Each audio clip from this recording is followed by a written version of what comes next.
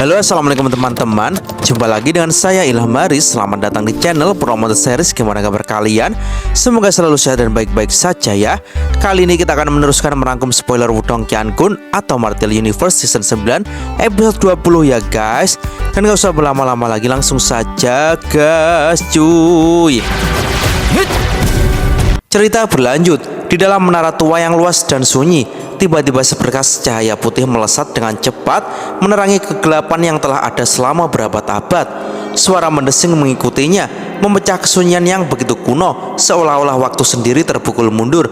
Mengikuti cahaya putih tersebut adalah sosok Lindong, dan di hadapannya jimat batu misterius yang ia ikuti dengan penuh ketidakpastian.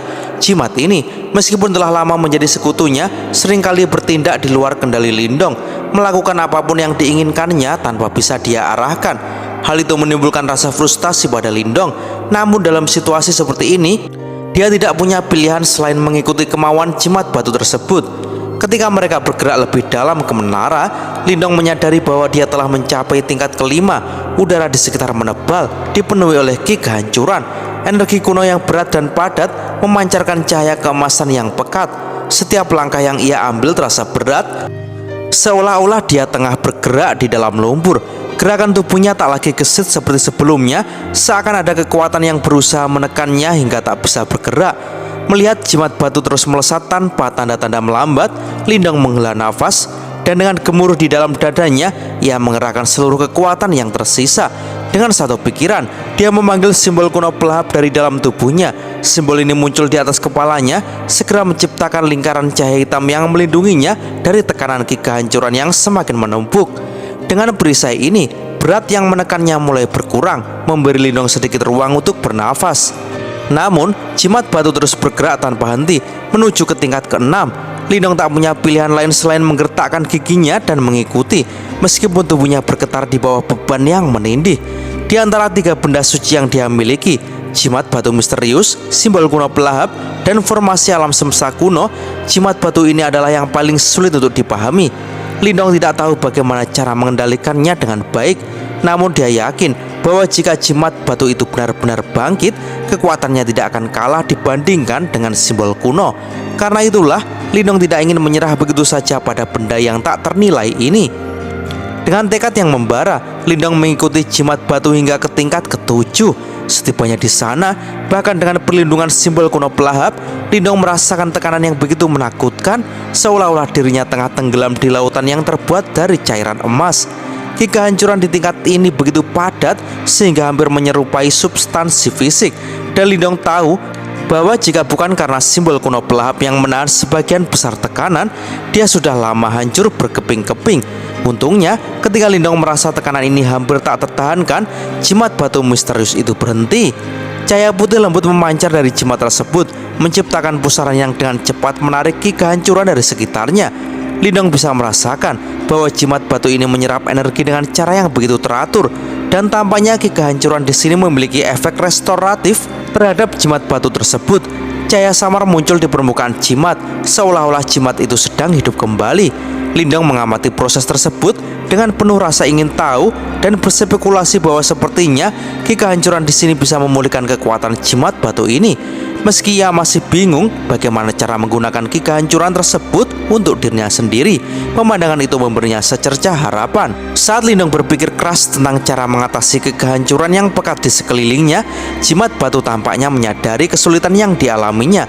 Secercah cahaya putih ditembakkan dari jimat itu, menciptakan zona di sekitar Lindong yang mengubah ki kehancuran cair menjadi energi yang lebih encer dan mudah diserap. Jimat batu itu seolah-olah menawarkan bantuan di saat-saat yang paling dibutuhkan. Lindong sekilas berpikir kalau jimat batu ini sepertinya masih memiliki sedikit hati nurani. Oleh karena itu, dia kemudian duduk bersila di lantai menara dan mulai menyerap ki kehancuran yang telah dimurnikan. Jumlah dan kualitas ki kehancuran di tingkat ini jauh melampaui apa yang dia temui di tingkat sebelumnya. Ini adalah kesempatan langka yang tidak akan dia sia-siakan. Dengan tenang, Lindong mengaktifkan simbol kuno pelahap di atas kepalanya. Sebuah lubang hitam muncul dari simbol tersebut, menarik ki kehancuran yang mengalir deras ke dalam tubuhnya. Tubuh Lindong bergetar seketika saat energi memasuki sistemnya, dan kulitnya mulai bersinar dengan cahaya keemasan. Rasanya seperti tubuhnya sedang dipenuhi oleh lava yang membakar setiap sel di dalam dirinya. Lindong menarik nafas dalam-dalam, mencoba menenangkan diri. Cahaya kemasan menyelimuti tubuhnya dan dia bisa merasakan setiap otot dan tulang di dalam tubuhnya seolah-olah sedang menghisap kehancuran dengan rakus. Energi kuno ini sangat kuat dan tubuh Lindong bereaksi seolah-olah mendapatkan sumber kekuatan yang sudah lama dinantikan. Dia kemudian mengaktifkan keterampilan naga langit terwujud dari dalam dirinya. Suara raungan naga menggema dari tubuhnya dan lampu hijau yang berasal dari teknik tersebut mulai bercampur dengan cahaya kemasan yang menyelimuti tubuhnya. Keduanya menyatu, menciptakan warna kuno yang semakin mengeras di kulit Lindong, memberikan perasaan primal dan tak terlukiskan. Saat energi hijau dan emas saling terjalin, tato naga hijau kelima mulai terbentuk di lengannya. Ini adalah bagian dari kekuatan keterampilan naga langit terwujud. Semakin banyak tato naga yang dia miliki, semakin besar kekuatannya. Dengan 4 tato naga sebelumnya, Lindong mampu bertarung dengan musuh yang kuat. Namun kini, dengan terbentuknya tato kelima, kekuatannya meningkat drastis. Lindong bisa merasakan bahwa dia semakin dekat dengan kekuatan yang akan memungkinkannya mengalahkan musuh-musuh terkuatnya dengan mudah. Lantas, Lindong pun mulai memfokuskan seluruh perhatiannya pada proses ini. Naga hijau di dalam tubuhnya terus menyerap kehancuran tanpa henti, dan tubuh Lindong mulai bersinar semakin terang. Jika dia melewatkan kesempatan ini, itu benar-benar akan menjadi kerugian besar. Di tengah suasana sunyi di tingkat ketujuh menara kehancuran, Lindong dan jimat batu misterius menjadi seperti lubang hitam tanpa dasar. Keduanya terus menyerap kehancuran dengan kecepatan yang tak terbendung, tanpa gangguan dari dunia luar. Namun, di tengah proses ini, sesuatu yang ganjil mulai terjadi. Kehancuran yang memenuhi tingkat ketujuh menara mulai menunjukkan retakan-retakan kecil. Retakan ini hampir tak terlihat, namun dari dalamnya, kehancuran kuno yang jauh lebih kuat dan menakutkan perlahan-lahan mulai muncul, menandakan bahaya yang belum pernah Lindong bayangkan sebelumnya. Saat ini, suara badai yang menggelegar memenuhi lantai 7 menara kehancuran, diiringi oleh gelombang demi gelombang lautan emas dari kehancuran. Pemandangan yang mengesankan dan penuh kekuatan ini seperti angin kencang di tengah samudera yang luas. Namun, di antara gelombang tersebut tampak Lindong dan sebuah jimat batu misterius. Mereka tampak seperti dua lubang tanpa dasar yang terus melahap kehancuran dengan rakus dan cepat, tak pernah berhenti. Tubuh Lindong ini dipenuhi dengan cahaya emas yang berkilauan. Kulitnya bersinar seperti logam yang dipoles dan otot-ototnya meski tak tampak mencolok, memancarkan aura kekuatan yang menggetarkan. Dari kejauhan, ia tampak seperti seorang prajurit kuno yang terbuat dari emas, dipenuhi oleh kekuatan yang tak terbendung. Cahaya naga hijau yang samar muncul di kulitnya, melambangkan kekuatan yang tersembunyi di balik tubuh emasnya. Saat Lindong menyerap lebih banyak kehancuran, kekuatan di tubuhnya terus berkembang. Raungan naga samar-samar terdengar dari dalam tubuhnya setiap kali ia menggerakkan otot-ototnya. Tato naga hijau yang mulai muncul di kulitnya bergerak seiring dengan aliran kekuatan, dan dengan setiap raungan, udara di sekitarnya bergetar seolah-olah kekuatan yang dia miliki sudah melampaui batas. Suara retakan tiba-tiba terdengar saat tubuh Lindong dipenuhi oleh cahaya keemasan yang semakin terang. Pakaian yang menutupi tubuhnya perlahan-lahan hancur, memperlihatkan tubuhnya yang dipenuhi dengan pola-pola kuno dan bercahaya.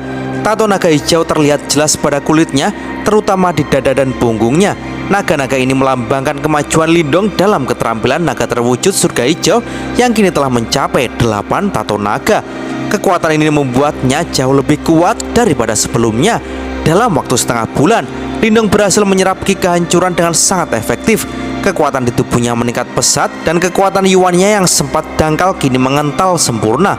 Ia berhasil memperbaiki fondasi kekuatannya yang sempat terganggu setelah lonjakan kekuatan yang tiba-tiba dari mengonsumsi serum kelahiran spiritual inti. Sambil mengamati tubuhnya yang bercahaya emas dan hijau, Lindong sangat merasa kagum karena kehancuran ini benar-benar luar biasa.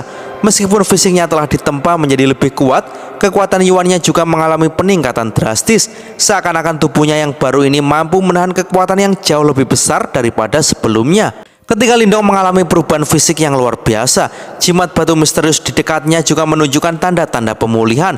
Cahaya misterius bersinar di permukaan jimat dengan pola-pola kuno yang tampak semakin jelas. Kilauan jimat yang sebelumnya tampak pudar kini bersinar sehat, menunjukkan bahwa jimat batu sedang perlahan-lahan pulih dari kerusakan yang dialaminya di masa lalu. Lindong hanya bisa berspekulasi tentang kekuatan macam apa yang akan dimiliki jimat ini setelah sepenuhnya pulih. Dengan penuh antisipasi, ia terus mengawasi sambil tetap melatih kekuatannya. Setelah 1 bulan penuh, tubuh Lindong telah berubah menjadi luar biasa kuat. Kini 10 tato cahaya naga hijau melilit tubuhnya seperti 10 naga raksasa yang penuh dengan kekuatan. Setiap gerakan kecil menghasilkan getaran yang kuat dan udara di sekitarnya terasa bergetar hanya dengan kehadirannya. Kekuatan fisik Lindong telah mencapai puncaknya. Lindong mengaku tahu bahwa kekuatan ini tidak hanya melipat gandakan kekuatannya, tetapi juga menjadikannya sosok yang jauh lebih tangguh dari sebelumnya. Jika harus bertarung lagi dengan Sentoju, ia yakin bisa mengalahkannya dengan satu pukulan.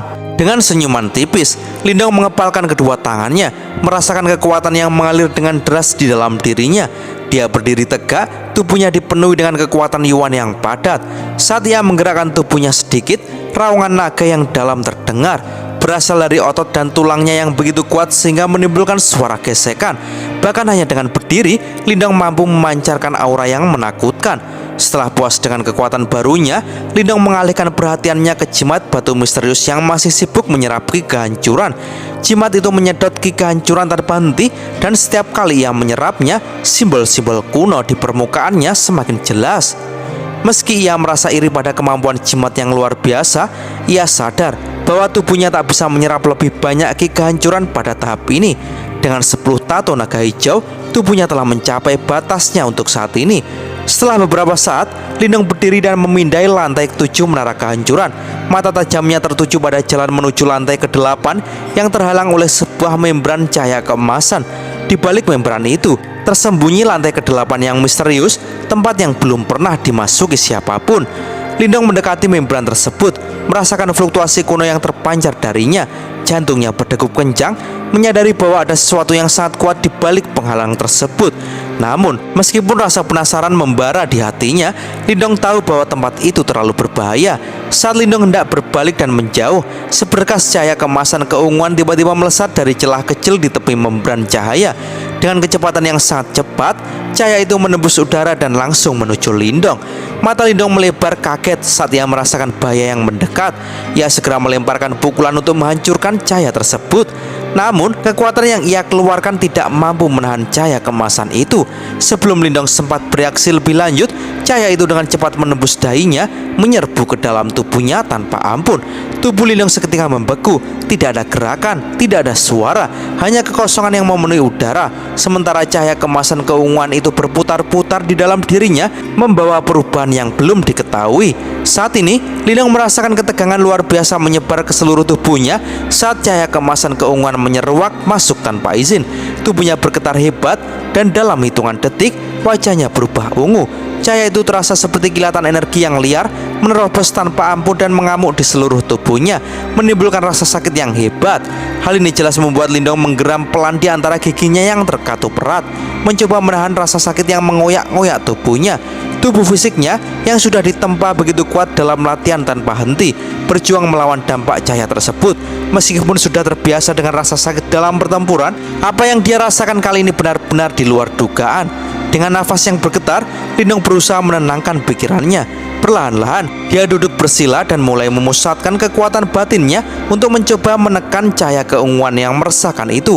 Kekuatan Yuan miliknya, kekuatan spiritual yang ia latih bertahun-tahun, berputar dan mengelilingi cahaya itu, mencoba untuk meredam efeknya. Namun, hasilnya nihil. Cahaya keemasan itu seakan memiliki kesombongan luar biasa. Setiap upaya untuk mengekangnya malah dibalas dengan kekuatan yang lebih destruktif, seolah tidak ada satupun halangan yang bisa menahannya. Dengan perasaan yang frustasi dan semakin memuncak, Lindong pun mulai mengutuk keadaan dengan perasaan marah. Namun, dia tidak mudah menyerah. Dengan sebuah pikiran, simbol kuno pelahap yang tertanam dalam tubuhnya beraksi. Sebuah energi hitam pekat muncul menyapu sekeliling tubuhnya. Pada saat yang sama, formasi alam semesta kuno yang juga berada dalam kendali Lindong ikut berperan, melayang di atas dantiannya memancarkan cahaya magis. Begitu kedua benda suci itu aktif, cahaya keunguan itu mulai menyadari bahwa situasinya semakin genting. Ia tidak lagi sebebas sebelumnya. Meskipun begitu, cahaya tersebut tampaknya enggan untuk menyerah dan terus melompat-lompat secara acak di dalam tubuh Lindong, menimbulkan kerusakan di mana-mana. Lalu dengan fokus penuh, dia mengendalikan simbol kuno pelahap untuk menciptakan lubang hitam memblokir cahaya tersebut. Sementara itu, formasi alam semesta kuno menciptakan tirai tipis menjeratnya dari belakang. cahaya keunguan itu meskipun mencoba melarikan diri tidak bisa lagi lolos. Setiap kali ia mencoba menabrak tirai tersebut, ia dipantulkan kembali, semakin terjebak dalam kendali Lindong. Dengan wajah tegang, Lindong memperhatikan cahaya itu dengan seksama. Setelah beberapa saat, ia akhirnya menyadari sesuatu yang mengejutkan. Cahaya keunguan itu bukanlah sembarangan.